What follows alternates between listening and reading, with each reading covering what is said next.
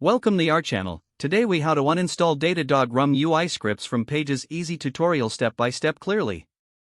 To uninstall Datadog RUM UI scripts from your pages, begin by accessing your website's code. Locate the HTML files where the Datadog RUM scripts are embedded. Search for the specific script tags related to Datadog RUM. These tags usually contain the term RUM and their source URL. Once you've found the script tags, highlight them for removal. Make sure to check for multiple instances if the scripts are included on various pages. Delete the highlighted script tags carefully. After removing the scripts, save your changes to the HTML files. Next, clear your website's cache to ensure the changes take effect.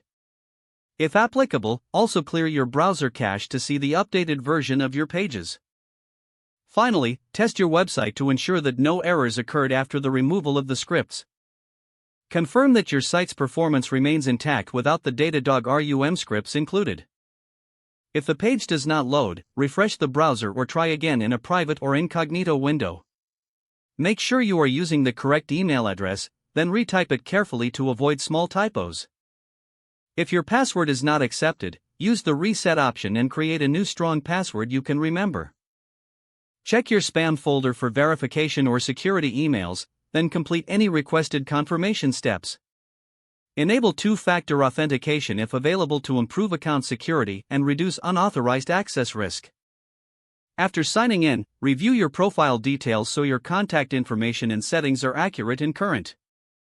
If you see an error message, note it down and try again after restarting your device and internet. Log out when you finish, especially on shared devices, to keep your account and payment information secure. If the page does not load, refresh the browser or try again in a private or incognito window.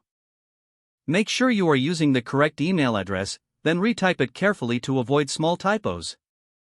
If your password is not accepted, use the reset option and create a new strong password you can remember. Check your spam folder for verification or security emails, then complete any requested confirmation steps. Enable two-factor authentication if available to improve account security and reduce unauthorized access risk. After signing in, review your profile details so your contact information and settings are accurate and current. If you see an error message, note it down and try again after restarting your device and internet connection. Log out when you finish, especially on shared devices, to keep your account and payment information secure. Don't forget to like this video and subscribe to our channel for more step-by-step tech guides.